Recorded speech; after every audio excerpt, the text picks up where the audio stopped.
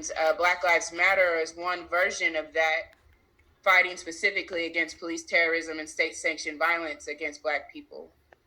So, that's the short of a very long story. But, being a part of this movement, in my opinion, is not a choice. And the way that I choose to be in it is my calling.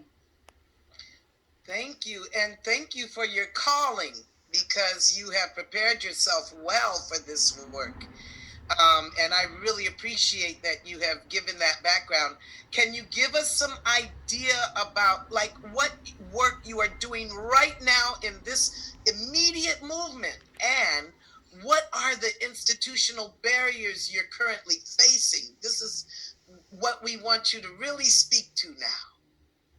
Yes, so working with Decriminalize Seattle, which is an organizing body that is led by a Black caucus, we are focused specifically, broadly on dismantling the system, the criminal punishment system, from the school to prison pipeline to the Department of Corrections to the ways in which laws are structured against Black and Indigenous peoples. We're focused right now on defunding the police. That's one of our 3 demands: defund the police, invest in community-based public health and public safety, and to free all protesters, because no one should be encaged or in a cage because they're fighting against an oppressive system. And so we're demanding that all people that have been arrested as it relates to the protest be released. And more broadly, acknowledging that the criminal punishment system as a whole is white supremacist and is purposely caging Black and brown peoples. With King County Equity Now, we are focused on those same 3 demands, but also highlighting that the economic disenfranchisement of Black peoples is intentional. That in King County, we have a Jim Crow apartheid model that is essentially ensuring that Black people never have access to wealth or property. And that if we are going to actually move to a space of equality, we must first move through a period of equity, which demands that essentially the system pay the fee, reparations. We need to repair the rations. And the second is to free the land. That so long as we do not have access to land equity, we're not going to be able to repair the economic harm. I mean, Black people have been exploited, our labor's been exploited from the moment we were brought to Turtle Island. And so that's a lot of debt to pay. And a part of achieving equity is addressing that inequity. Right now, Seattle City Council is moving through a period of restructuring the 2020 budget. And when they finish that, they'll move into restructuring the 2021 budget. And we have been working with the Seattle City Council to get our representatives to agree to defund SPD by 50%, and then to invest in a community-based, community-led participatory budgeting process, because too often are Black peoples kept out of the ability to determine how money is spent as it relates to our welfare. Yes, and we need to have the empowered position to determine how those dollars are spent and what does safety look like for us. Public safety in the present definition is about protecting white wealth and white property. And what we want to do is transition that to protecting all people. When Black lives matter, all lives will matter. So as we work to defund SPD and invest in real public health and public safety structures that are determined by the people, we do believe that we'll see Black folks safer and we'll see crime and violence decrease, that those things go hand in hand. So that's our current work. That is the current budgeting process that we're in. I want to just emphasize this is only one step towards Black liberation. Just because we end police terrorism and state-sanctioned violence against Black people does not mean that we've fully transformed the system of apartheid and oppression that has been allowed to remain in place for hundreds of years. So we have a lot of work to do, and this is one really important step in that direction. Thank you so much for sharing that. Let's see, panelists, do you have questions for Nikita? Any pending questions? You know what? We should have divided these questions a little bit more. But here's one I have for you, and then you all will ask the next time other people. And that is, Nikita, as you have really poured your heart out and your years of work, you look so young, but we know now you've got some years of being out there, which we are happy for too. You're going to be an elder in a minute. But we also just want to know, what do you need from us? What do Yeah. you need from, not just us as elders, but what do you need from our community? So there's a few things. I know you mentioned institutional barriers. I do want to speak to that. You know, Seattle has been able to manage a divide and conquer type of reality when it comes to us uprising for our liberation, where we often see those nonprofits that are good institutional players who play well with the white institution being Yes. prioritized by the white power structure.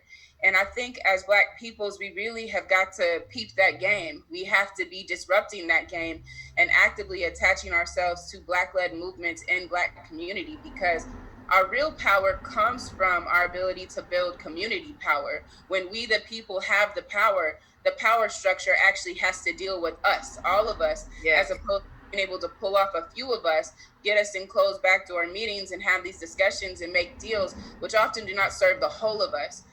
In this current moment, we have so much power. There is a huge uprising happening, and we don't need to accept reforms at this moment. We actually need to be about this transformation. We have a significant opportunity to make change. And so, you know, a huge barrier has been, and I know that in the past we have needed to move in more reformist ways, but a major barrier has been there are Black institutions in our community that have significant connection to this white power structure.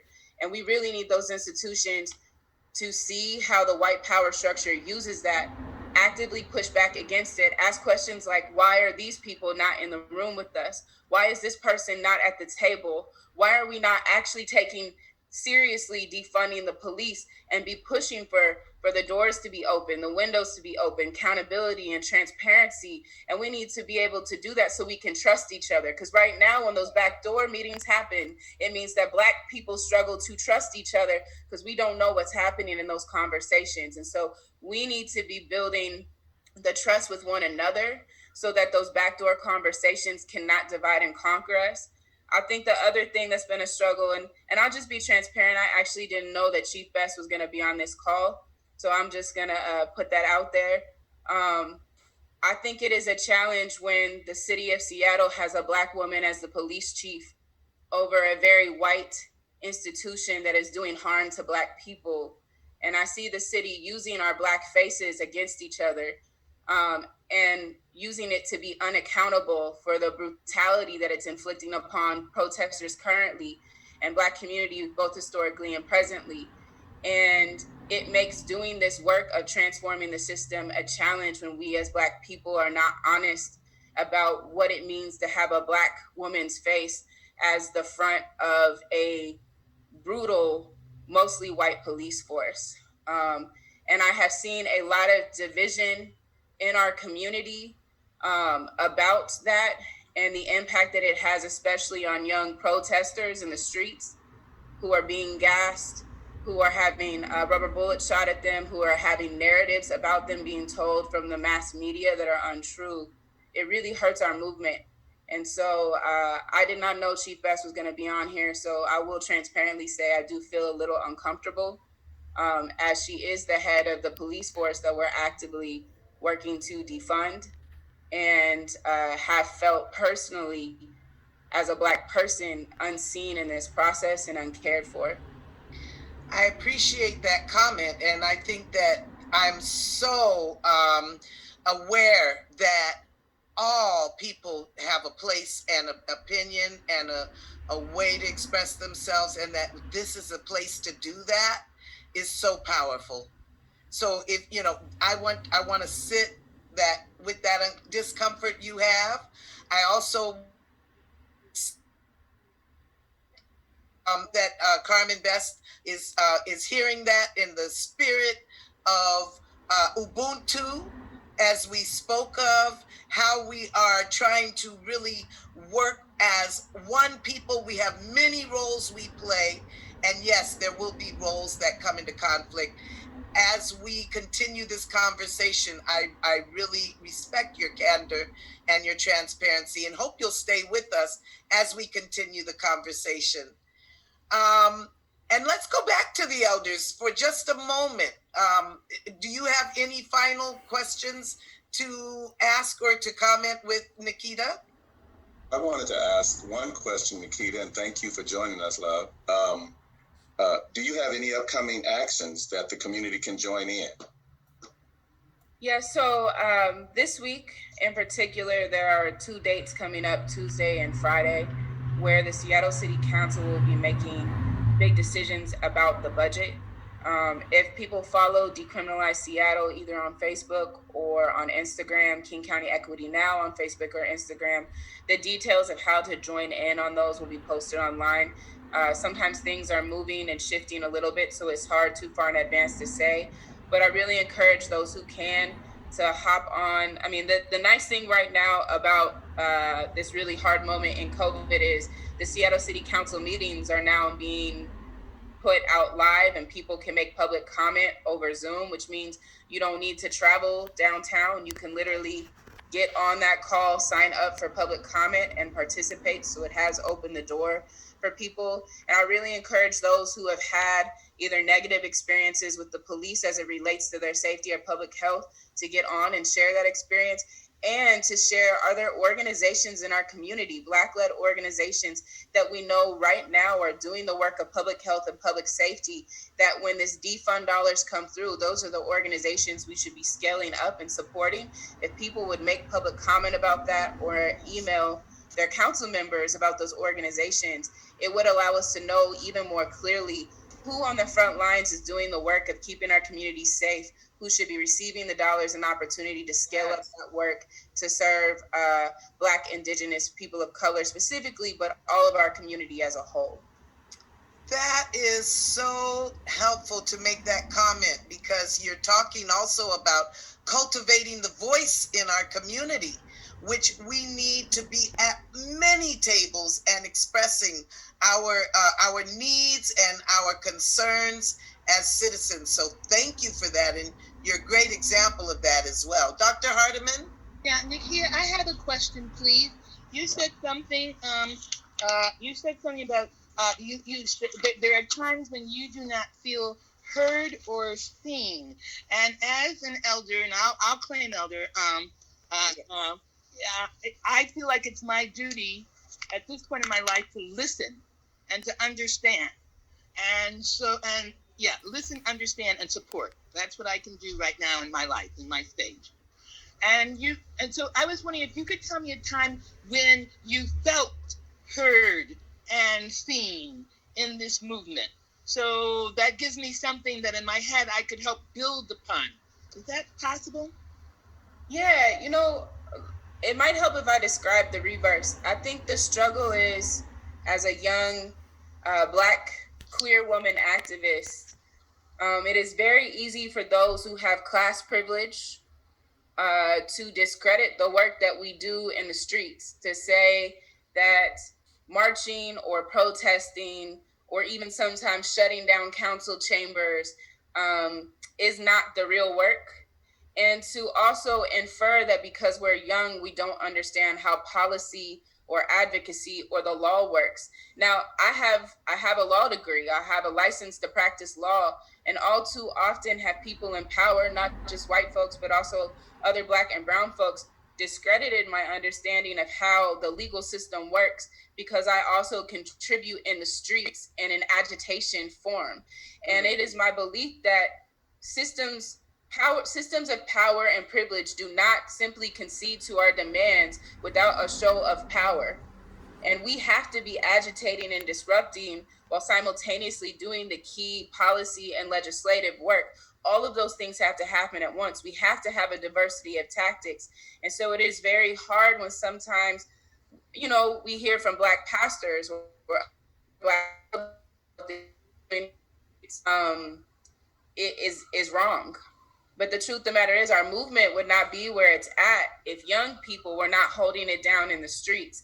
This is a diversity of tactics, and all of those things have to happen at once. We cannot discredit any aspect of it. But there are folks in power who don't move accountably. So then our ability to attach what's happening in the streets with what's happening in the council chambers starts to be divided, and the first thing I see happen is a lack of value for the young people putting our bodies on the line in the streets. And that does cause, and when I say I feel unseen, I'm saying we feel unseen. I got unvalued.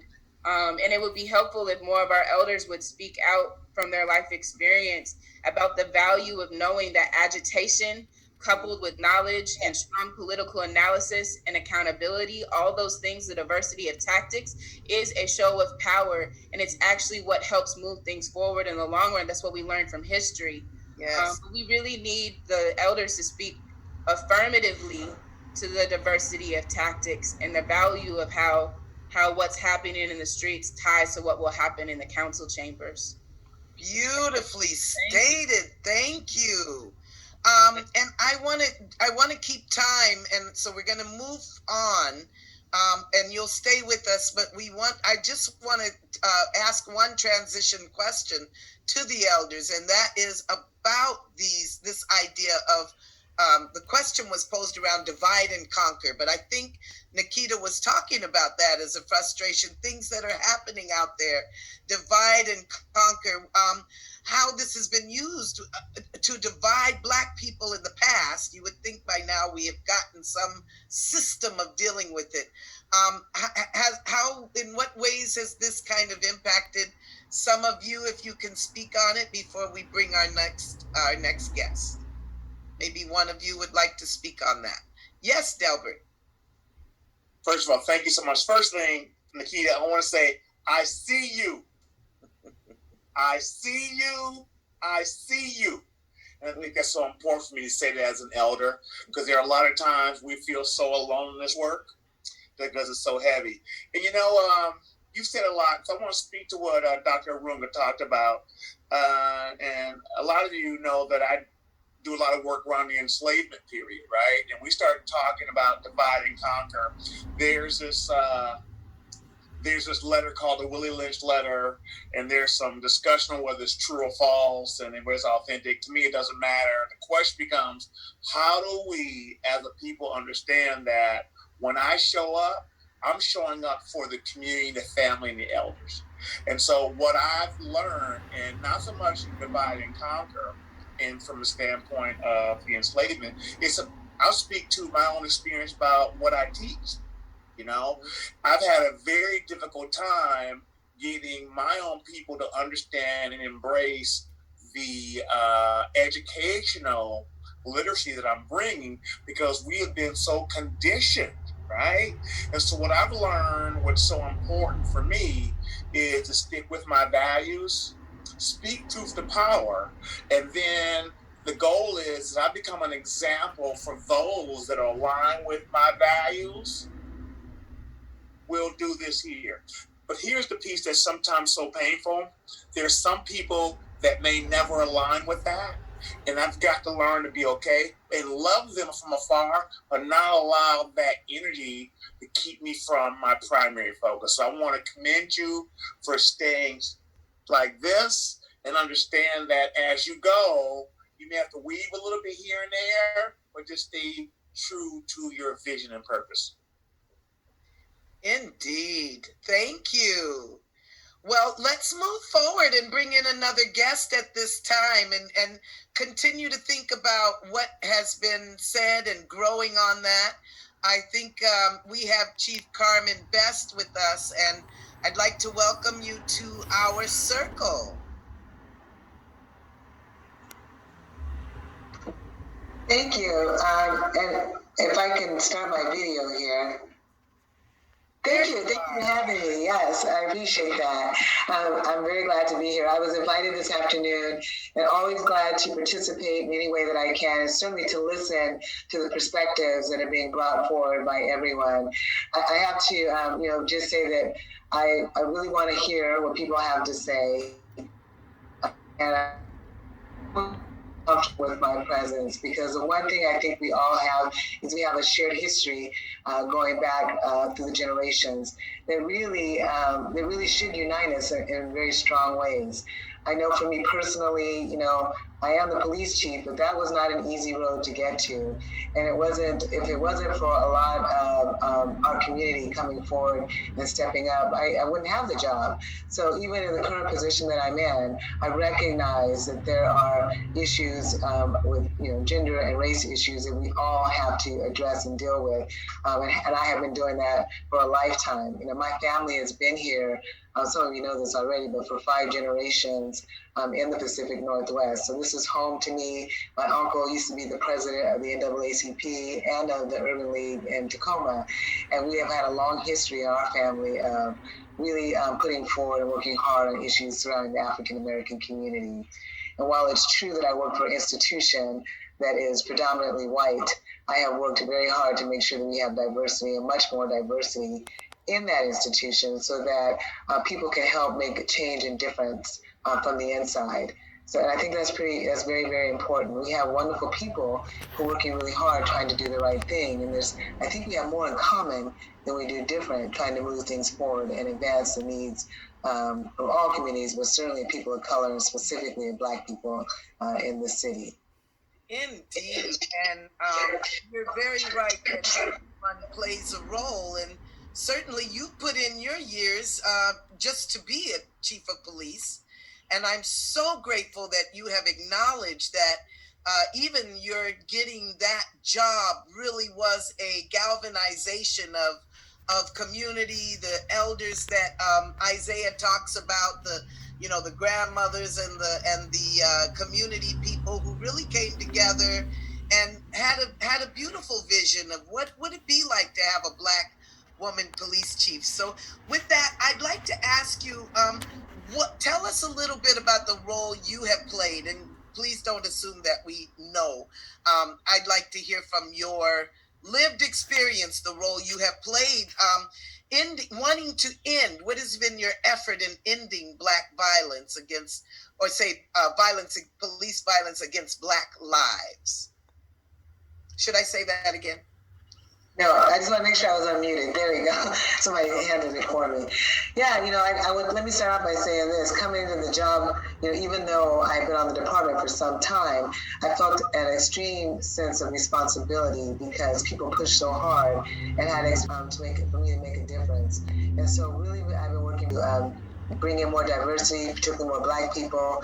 I have our folks that are working in the department better reflect the community that we serve, so that there are people who are connected to the community who understand the culture, our specific culture, and also to bring in some additional training and talk to folks about what is implicit bias.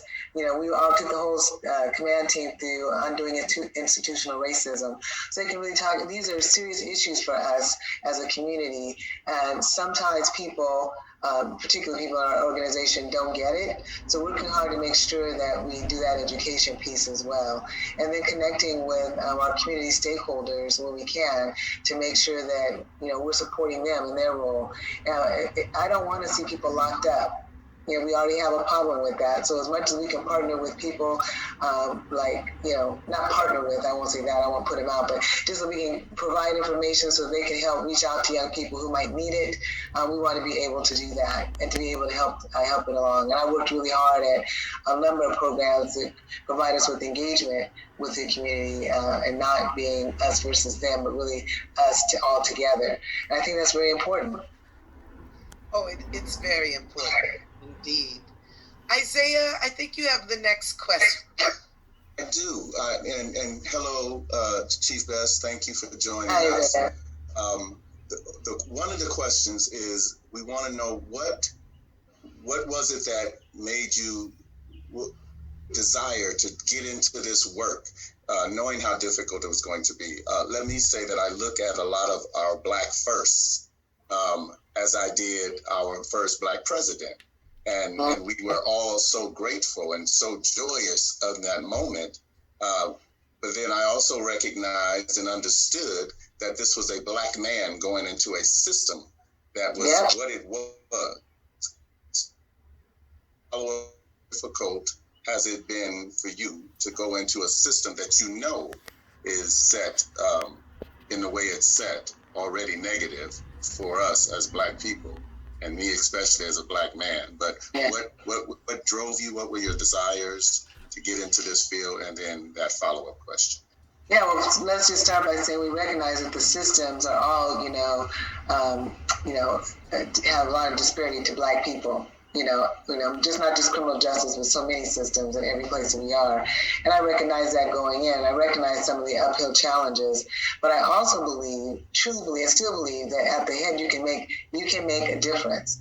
In some of the decision making on who gets promoted, where people land, what kind of engagement you have with the community, who gets, as was mentioned earlier, who gets brought to the table in discussions.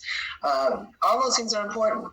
And little by little chip away at making a difference that's better for everybody, and we try to invest in programs that keep young people out of incarceration and away from jail, so that because we already know that once they start a record, that's a terrible thing.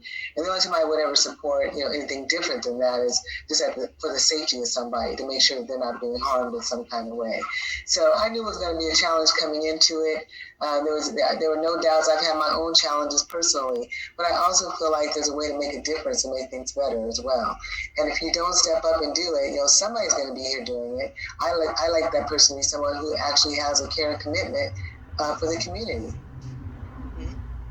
Would you say, Carmen, that there has been a positive outcome in the people being in the streets as administrators? And I ask you that because I know that when I hear the students, I'm a college administrator. When I hear, shouting and saying, this is what we need, that's also informing me, and it also, I'm saying, people saying, I have to get action, right? Because they're saying, does that get to happen at all? I really do appreciate that. That was me, 30 some years ago, right? So when I was at the Evergreen College for a short period. So, that was me, the same thing, so I understand it. And, we all recognize we need to have change. And without loud voices or without a push, it doesn't happen.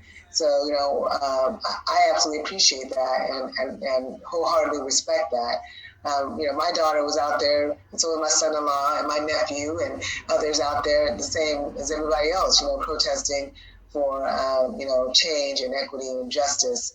So I think it's important to do that. Those voices should be out there, and so that part I never had a problem with. In fact, I think many of us would rather join in some cases because we think it's really important and the issues are really important, and when there's policy decisions, the way we treat people, what happens, they affect all of us. They affect my kids, my grandkids, I have 13, well, not some of them are here not now, I'm not here now, but 13 aunts and uncles in this area. All of them had kids and their kids had kids. So everything that we do, those decisions and how we interact with people make a difference. So I think it's very important. And I absolutely, support people in expressing themselves in this way. I just don't support, but I can't support illegal acts. I can't support, things that are illegal, but it's not illegal to demonstrate and express yourself. Well, that's right. And I think no one in the Black community supports illegal acts. No, I agree. Meanwhile, let's see. Nikita, would you like to ask a question? Yeah, I would love to ask a question. Thank you for having me. I do want to just put out there, we live in Martin Luther King County, and the Reverend Dr. Martin Luther King did say that we have a moral obligation to follow just laws, but when a law is unjust, we have a moral obligation to disobey it. So there, we have been directed by some of our elders to, when a law is unjust, to disobey it. Chief Best, we appreciate that your children in the streets with us. That's a beautiful thing. And our protests are attached to a real policy demand, and one of those policy demands is to defund the police and invest in community-based public health and public safety strategies, and in particular, those that are directed by Black people and in Black communities, so we can be dictators of what public safety looks like for us, which is Black we presently really had here in the United States. And just wondering, as Chief, And as a Black woman who I know has been through many institutional struggles, but as chief of an institution, how are you going to help us in our movement to defund the police and invest in those community-based, community-led public health and public safety models that we know sociologically, we know scientifically could actually transform public safety for everyone in our city? How can you support the movement to defund the police? Oh, am I muted? Yeah, Nikita, I have put out a letter and some other information to the public about what I think, how we call it defund, call it restructure, call it re-envision, but how we can change things so there's more investment in human services. I mean, nobody recognizes the need more than, believe it or not, more than the cops, because we're out there every day, 24 hours a day, 7 days a week. And there are a lot of our calls for service are to people who are in crisis. 16,000 calls for people who are in mental crisis, calls for people who have addiction issues, calls for people who are homeless. And I think, honestly, that a lot of those calls come to the police force because the systems aren't built up enough to handle it. So there's a gap. So at 2 o'clock in the morning, if there's somebody out there screaming and tearing the clothes off in the middle of the street because they're in crisis, they call the cops. If somebody's at 3 a.m. in somebody's doorway, shooting up and falling out and there's a disturbance, they call the cops. So the system has been set up so that they're not treating the people with the treatment that they need. And the officers often end up responding to those calls for service. And I don't see why there couldn't be a mechanism for somebody who's better capable, more trained to help with that. What I do take a pause is that I think it needs to be a transfer of services, not just a lop one thing off without any sort of plan and formulation of how you're going to move to the next step. Because these calls come in 24 hours a day, 7 days a week. So it can't be somebody who's a MSW who gets off and works 9 to 5. That means you're going to have people available consistently around the clock to respond to people, to get them into services, to provide the stuff that they need. And I haven't seen that plan yet. I mean, that means hiring people, bringing them on board, getting them trained, giving them communication systems so that they can do the work. And in that regard, I would love to see that happen. And then police can do other type of work, and the social workers can do the other work that needs to be done. Indeed. Yeah, and is that something that we're willing to work on? Could I just add, though, I think there is a plan. Decriminalize Seattle has been meeting with the Seattle City Council a lot, and we're continuing to meet with them. I think part of the struggle is the reason we're talking about defunding is if we don't have the financial resources to scale up the pre-existing services to be able to respond to those overnight calls, what we're asking the community to do is to then get involved in work that you all are being funded to do but are inadequately positioned to handle. So when the police budget has $410 million, but the community is being asked to take on the burden of doing that work without the financial undergirding to scale up to the level we need to, we're actually creating an impossible situation. So the defund model would mean that we begin to bring resources out of the policing institution into the community-based models that do already exist for the ability to scale up so that we can respond to those 2 a.m. calls, those, the ones that involve drug addiction or mental health crises or domestic violence does exist. So I really hope that you will, if you could, speak to what could you do to support that work of moving resources and scaling up? Yeah, well, I think that just like you said, just by virtue of the word scale, that means that it's got to be commensurate with the need, and it has to happen over time. It can't just be one day, you flip the switch and everybody is suddenly, trained and responding to calls for service. There has to be, while you say there's a plan, I haven't seen the plan. I feel a little disrespected because I'm the police chief and I have all the city council, none of whom are African American and many of whom are white or white adjacent, haven't even talked to the police chief and even had one conversation about what it might take and how we might participate in the process. And I've made it very clear, we are very open to this. A lot of times officers would rather have the most highly trained, most efficient response to calls for service, people in crisis. And so that only makes sense to me. So it would be great if they actually were inclusive in those conversations.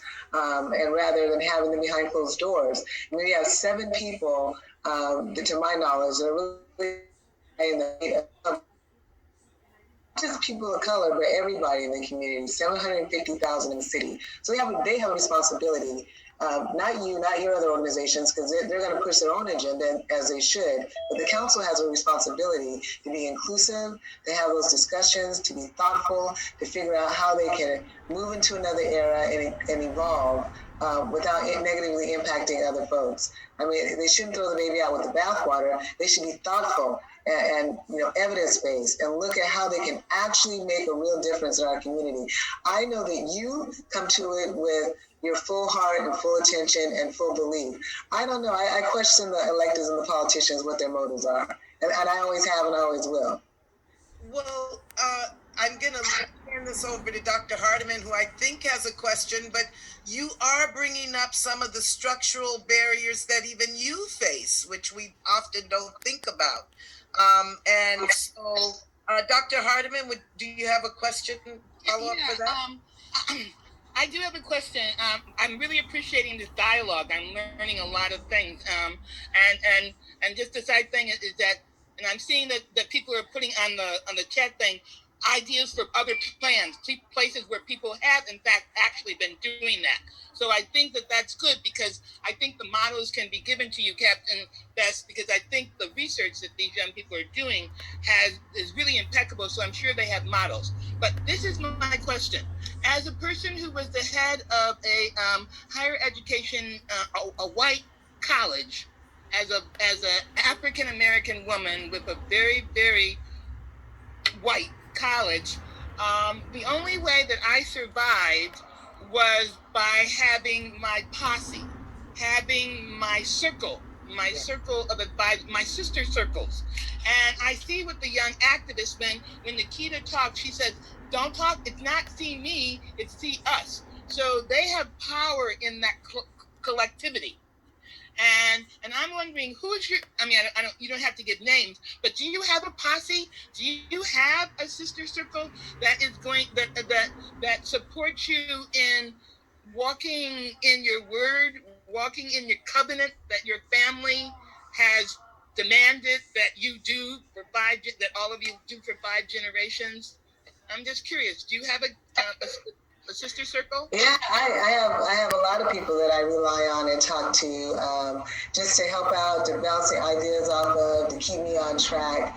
And none of them are associated with the police department, but they have good, maybe one of them is actually, but they have good information. They're in the community, just, they're talking about things, issues of importance. Sometimes they'll call me. Many people have my phone number, my cell phone number. They'll call me and say that what's happening or something happened they thought was unjust or unfair, and they want an answer to it. I want to know what information I can give to provide to the community. And I'm happy to do that always, and I'm happy to always grow that circle too. It's not like it's a closed off, but people who really are interested in, doing the right thing, standing by their convictions, really have a care and concern for honesty and integrity. Those are the people that I'm closest to, and they're in a whole lot of different walks of life, and mostly African American women, but others as well. Okay, cool. Yeah, because that's cool. When you're doing this kind of work, and if we're talking about coalitions, then it's really important that you have a coalition, and that can interact with other coalitions in order to find a place of equilibrium and a place of truth. So, okay, I was just curious about that because I was a little concerned. And I can see. Oh, go ahead. No, I can see some of the questions coming up, and as I can't read them all as they're going through, but I think there was one question or one comment about funding. And while I wholeheartedly agree that the funding should be, moved over and divested to a certain degree over as much as they can, I do believe that has to be a scaled response, one that is done, over a period of time. And while I do have access to the council, I don't just walk in council chambers. I'm invited to council when they want to hear from me. And so if they wanted to hear from me, hear my opinion, or think anything, thought I was worthy of even consultation, they would have done it. They do when they're very comfortable doing it when they want to. But if it's something that they feel that they have the belief that they know better than all and they can make those decisions, then that's what they do. And so I just want to be very clear about, I will come to council when invited and when they need to hear from me, but they haven't asked. Not with this without any forewarning and knowledge of it, and really trying to figure out, well, how can we comport to the demands, but also do so in a reasonable, rational fashion, and not be reckless and running with scissors, so to speak, when we have so many people who are going to be affected by these decisions long term. And it's not going to be me, because I could retire tomorrow.